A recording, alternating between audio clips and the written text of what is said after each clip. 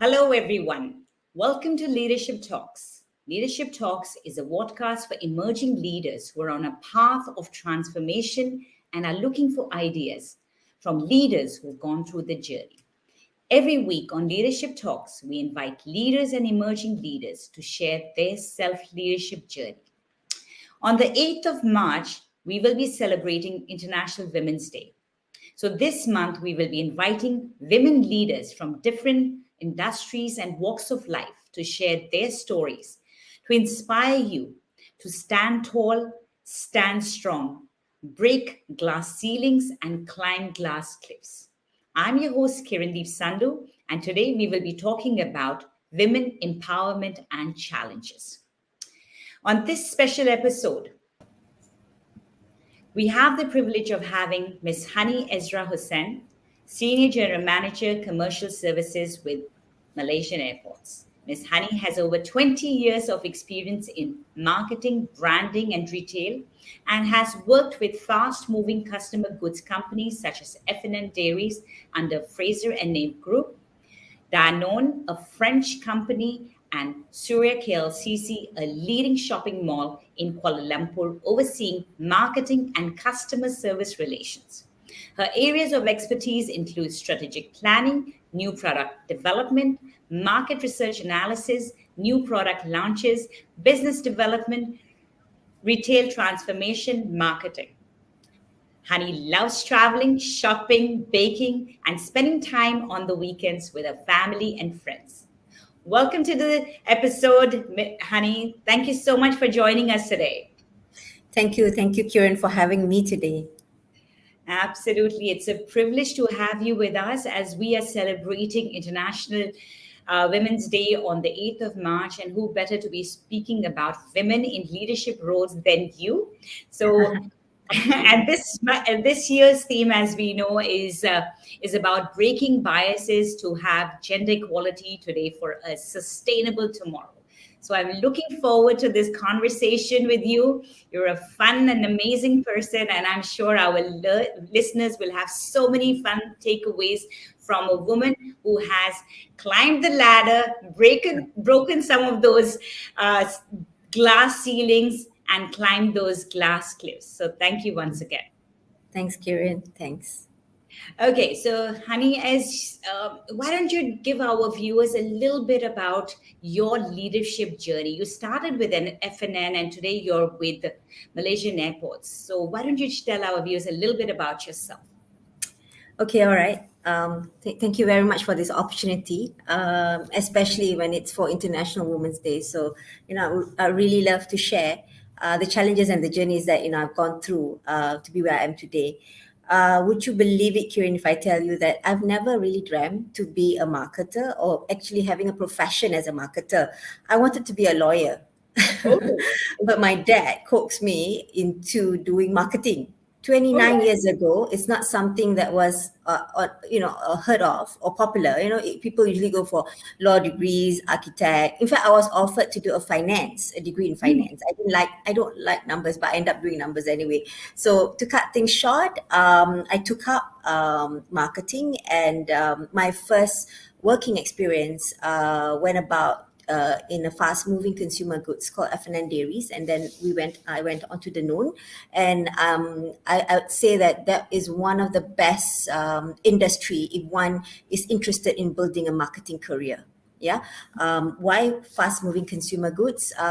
You might heard brands like Jacobs, Chips More, Tiger, Magnolia. Those are the brands that I was working on during my career.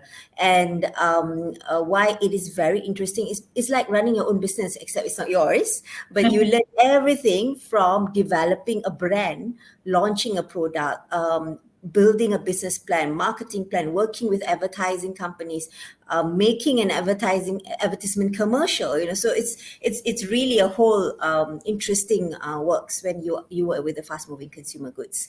So I think I spent a good 7 years with FMCG, we call it. And when you are normally in FMCG, you don't really look for a job you are headhunted. Every time it's a small circle, they will headhunt you. So I was lucky to be headhunted to a retail career, which, usually they will just headhunt you within that industry. But when I was presented an opportunity to work in retail and Suria KLCC, that time there was no pavilion yet. Suria was the mall, yeah.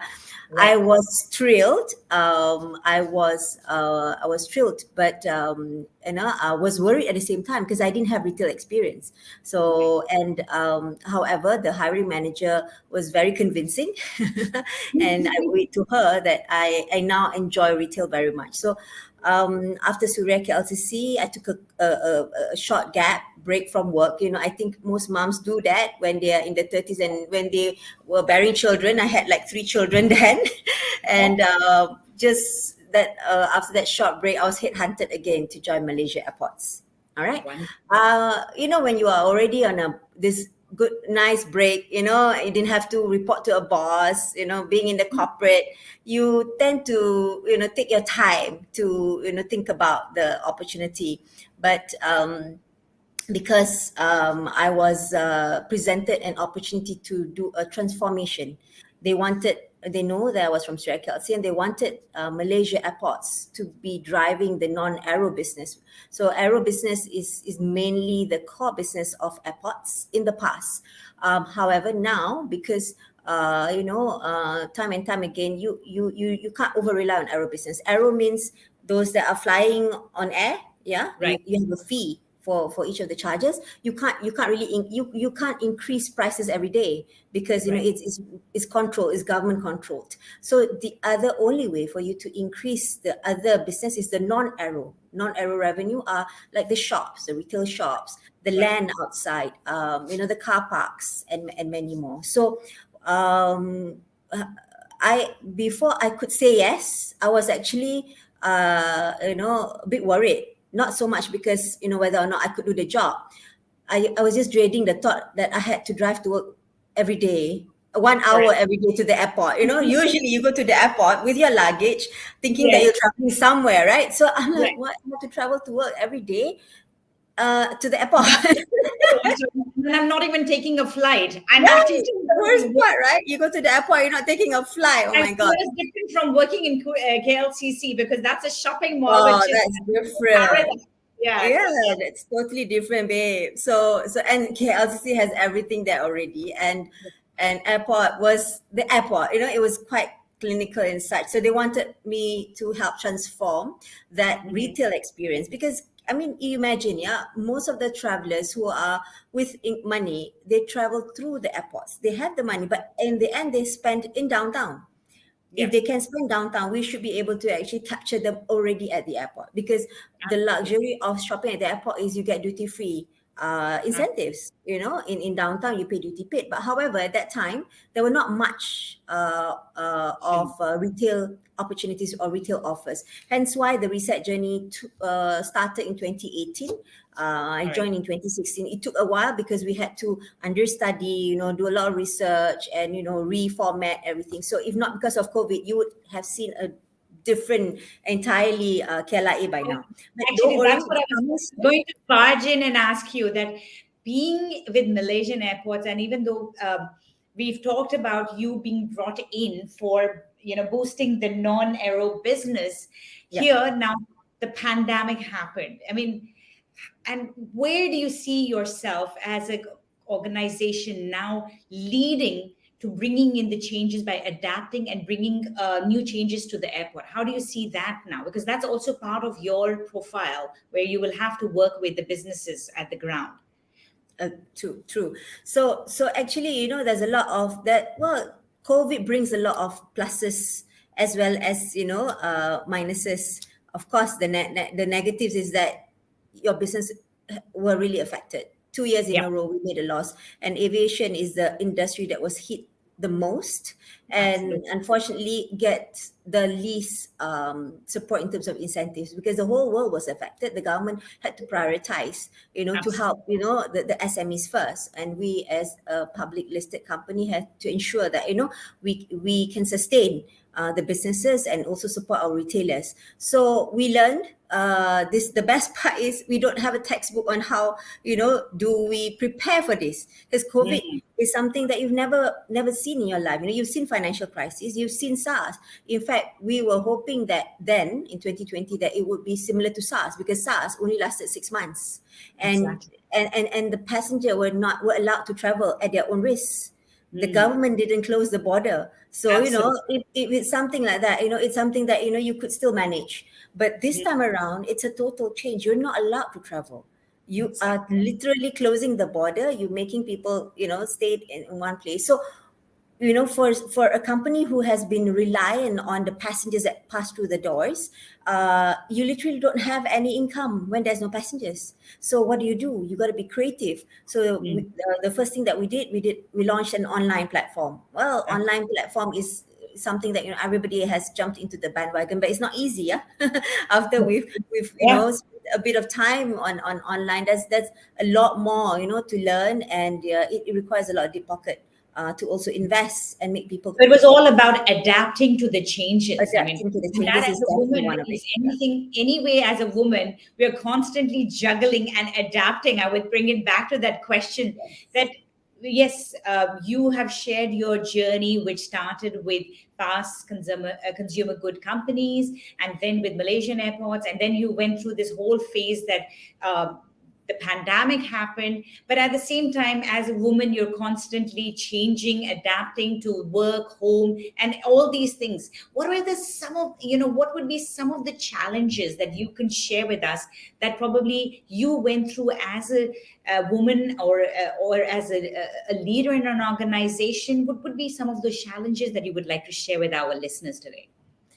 I would say one of those probably glaring ones is the work-life balance. Yeah, Yes. it's a common question.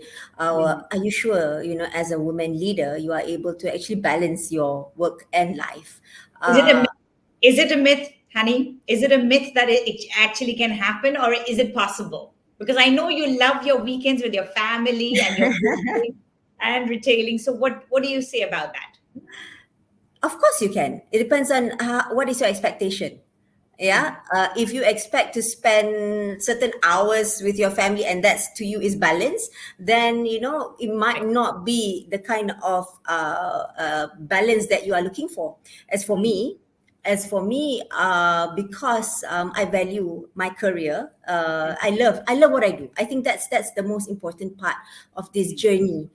Because you love what you do and you come back happy, your family will be happy. So it starts from Absolutely. you, actually. Okay. So Mm. although you hear a lot that it's hard for you to climb the corporate ladder, being a mom, being a wife, having to look, to dress up for work, you have to really Yes. spend time, and then look good. Making sacrifices and choices in life is definitely one of the things that you need to consider Mm. if you really Mm. want to be, a leader in climbing that corporate ladder. But it's not difficult if you know how to prioritize, balance it. I'm just lucky and fortunate that I have had very reliable helper and nanny to the children, and I trust my children with her, Mm. and because of that, I can focus in my work. So, sometimes when you exhaust yourself too much, you want to be a mother, you want to be a good career woman at work, but you want to come home in a rush so that you can cook dinner for your family. You can't make it. At the end of the day, you'll be so exhausted, folding clothes and all that stuff. I mean, like, you work so hard, right? If you can pay you can pay someone to do the stuff, do it, right? Why? Yeah. Absolutely. So correct. So that's my life mantra. I don't sweat the small stuff of, you have to do it just because you're a mom, and Yeah. you need to sit down with your child to make sure that he finishes his homework. Outsource it to the bigger brother. I do that. I mean, like, you got to be creative. So I think as a woman and as a mother, you are born to be a multitasker. You're born creative. You need to know how to you manage that, and you bring that to work as well.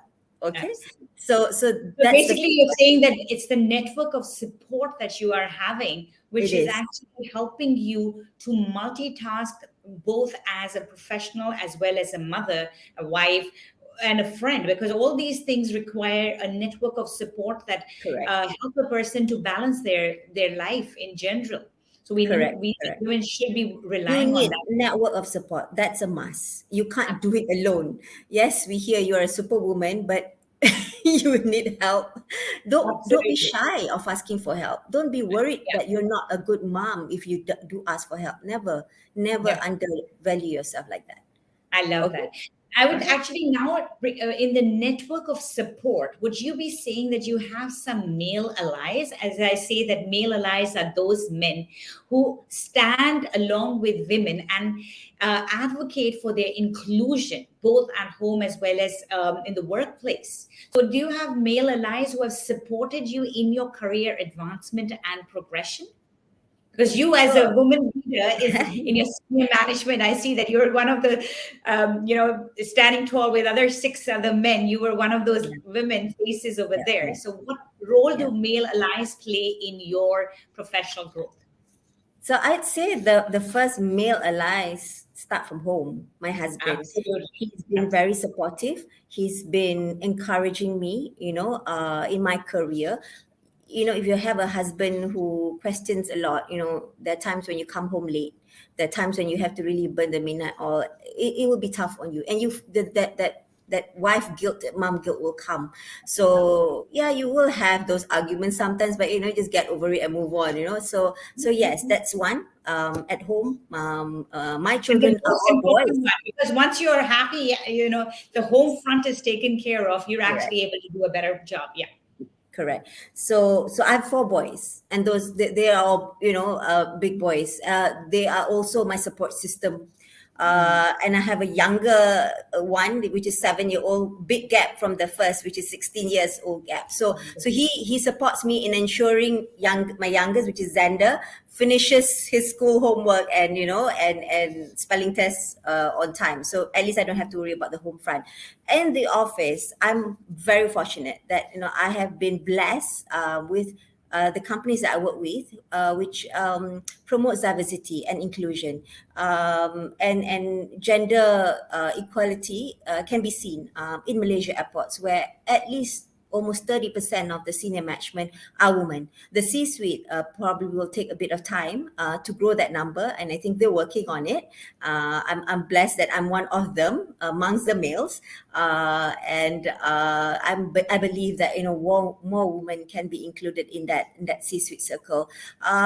Honestly, maybe as a woman who is probably climbing that ladder, you will feel a bit of inferior, whether you're ready or not. But they don't make me feel like that. The men here are very supportive, and they don't even bias in hiring and promotion. So you keep seeing, you don't see more males, but you see a balanced male and female being employed in this company. So that's what I like what about Malaysia airports, which That is very talks a good. lot about the company culture. Even in the board That members, yeah, Kiran, even the board members, we have quite equal women representing the board. Could be more, but yeah, not bad, not bad. but I So must I say that that's a very strong message that is going out at the company, which is Malaysian Airports, is standing about the culture that they are promoting, which is about inclusion and equality, as well as bringing in more women to be in the forefront. And there are, as what you just said, no biases in the hiring and the promotion prospects. So that's something that is really nice to hear, because a lot of times women talk about having these glass ceilings and those glass cliffs that they have to climb. So what you have just shared, that this is something that you are no, not not here. doing. I'm glad. That's really so. As a woman leader, I mean, I don't want to bring in those women, because we're not talking about. We don't want to talk about that gender inequality, but talking about it from your point of view. How can organizations create more opportunities and inclusion in for the teams, and how do you do it, where more people and more women can be included in these teams? So it starts from the top. I'd say it starts from the top. I think in sync with this year's theme, where there should not be gender bias, equality towards a Yeah. sustainable tomorrow. We must, build it in ourselves to allow both genders to be treated equally. Yeah, and this is a good company that I've seen, promoting that. And I think you also need to be able to give that platform and support. One And thing how that are I've you learned. giving that support? Would you be Yeah, saying? so I think one of the good things that we've discovered or we've learned from COVID is that you're forced, the company is forced to do flexible working hours. It is Absolutely. really tough. You hear a lot from multinational companies allowing flexible working hours, working from home, even before COVID. But with a very Asian centric culture, like companies in Malaysia, it doesn't really jive, because to them, we're in a service industry. Mm. It's impossible for people to work from home. How do you work from home? Do you really work? That kind of thing. But now, because you're forced to, you're not allowed to go to work due to MCO, then you realize actually you can actually deliver work from home. It's how you organize and monitor your work performance. So because of that, I think now we can see the women being more productive, because they, like I said again, you don't have to rush to work. It takes about an hour to work. It can be tiring. It's taxing to just drive to work and come back to work. So if you can save that time, you can invest the rest of the time on yourself. Maybe you can Absolutely. have your early morning walks. You can have a good yoga just before you start work. Right. And then, because you don't have to rush back from work, you're already at home when you finish your last 6 p.m. meeting. You can probably sometime cook for the family. In the past, you don't have that time, because you arrive home at 7 something. So support platform, the company is flexible in giving that working hours, and encouraging more women to take that first step, that leap on embarking their career journey towards the senior management role. If you don't give the opportunity, the woman will never be able to get it. Yeah, we have plenty of women in this company, but the platform, do they have the opportunity? So that's very important. And last but not least, you must make them realize that sometimes they are worried. I've experienced even giving opportunity to some of the team members to a more senior role. They decline Mm. because they said that they're worried that they cannot deliver. They are worried that they're not ready. So that's why, as a woman, you must be able to exemplify that if I can do it, there are ways to do it. If you really want to be in that career path, unless you're happy to be where you are, then that's different, you see. So it is important for a woman to be able to give that confidence in another woman that it can be done, which And is different, absolutely. from a male telling a woman that it can be done.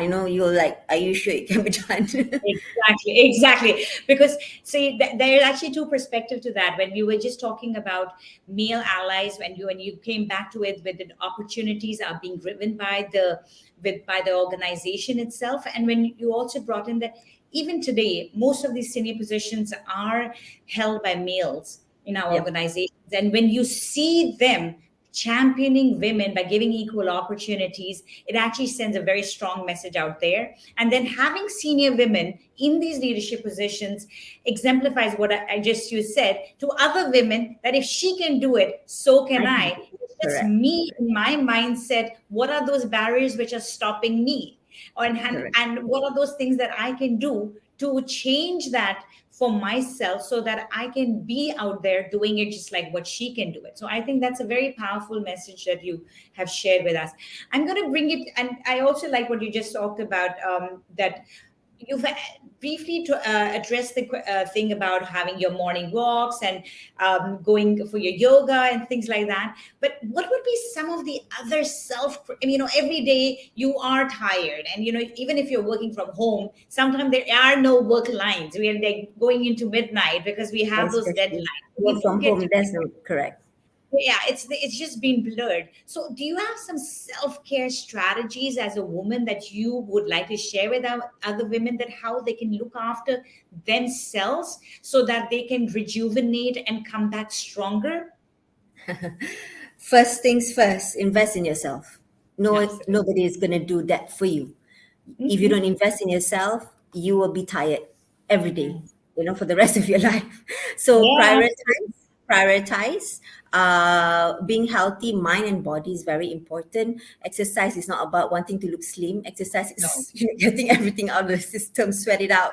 Yeah, it's very important. I've learned that. In the past, I hated to exercise. I thought exercise is just because you want to lose weight, but actually No. no. After every exercise, you feel rejuvenated. Okay, and that helps with the whole planning and organizing, and mentally, feeling good about what you are expected to do that day. Reward yourself. I think, we always tend to forget that. We shop, but we don't reward ourselves. Sometimes giving ourselves a target, after you achieve a certain objective, in life, you reward yourself. Go travel, not just with your family, go travel with your friends. It's different, traveling with families and girlfriends. You have more fun with girlfriends. I think you know that. So that's Yes. important. So that's very important self-care strategy. And read more, enhance your knowledge, especially when you are in this world where it's more male dominated, and talking about in industry where you probably have not familiarize yourself. Aviation, I've never been in that kind of industry, so I got to read up and make sure that I know, the stuff, if it's being discussed in meetings. So, know your stuff, so that you don't feel like, you're alien, or you're behind. That, So yeah, and, that, and do that more do actually, more yeah. do more networking. Do more That, networking. Network with career women. Network with, all kinds of clubs, or associations out there, just so that you know that you have the support system. Yeah, you're not very just well, it's not just very work, well. family kind of It thing. works out very well because we do need our support networks, and we have to be out there. And most important, because sometimes there will be people, maybe this organization doesn't do it, but so there could be people who might have gender biases. It's not the organization might be creating that culture, but people have that perception, no, is she really that good? So I agree with you that keep yourself relevant, so that you keep updating your knowledge, keep learning, like what you started off when you said that I was never interested in marketing, but my dad coaxed me into it. I was supposed to be a lawyer, but obviously that means you always had that mind for strategic thinking, and you use that well in a totally different industry which you have grown and enjoyed and loved for the last 20 years.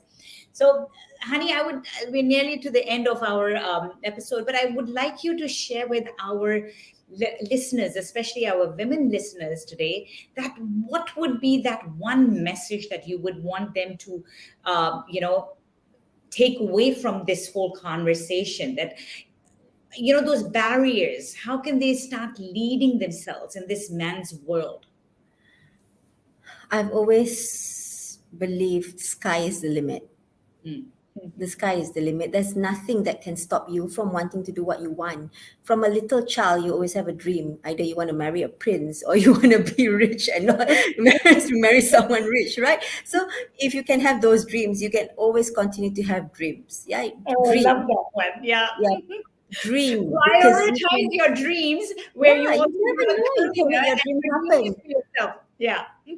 I never see myself as a corporate woman this far, but I have enjoyed every single step of the journey, because it's not about where I am today. It's about some of the things that I do that touches, certain people's life. Like for example, the transformation has helped me, transform a retailer from being just a pop and mom shop to, now doing a good branding for their shop. So you have to really love what you do, enjoy it. Then if you don't like what you do, find something that you would love to do. There's something in you that will tell you you will be able to do it, and you will. Only you can tell yourself that. No one. Thank you so much, Hani, for sharing with our listeners today about how you can lead yourself in a man's world, in industries which may be male dominated. You can still survive. And what is the mantra? I would just put it in this way. Number one, as a woman, if you want to survive, if you want to climb these ladders, well, first of all, believe in yourself, have those dreams for yourself. Number two, build on your networks. And the networks are your allies, both from home, taking them outwards. And lastly, there is no textbook. You can create your own destiny based on True. how you see the world. And if you see yourself, you need to start seeing women who are in those positions and look at them and be inspired to grow each day. So it's a possibility for each one of us to as Hani said, the sky is the limit. If we can dream of marrying a prince, we can dream of ourselves leading an organization. Yes, you can. You got that. You encapsulate that very well, Kiran. Yes, you're Thank you right. so much. Let me Yeah. say thank you to all our listeners today for joining me and Hani for this discussion, which was on women empowerment and challenges as we are celebrating International Women's Day on the 8th of March. With all of that, let me wish all of you beautiful women out there that happy Happy Women's International Women's Day. Day. This is Women me and Hani. empower women.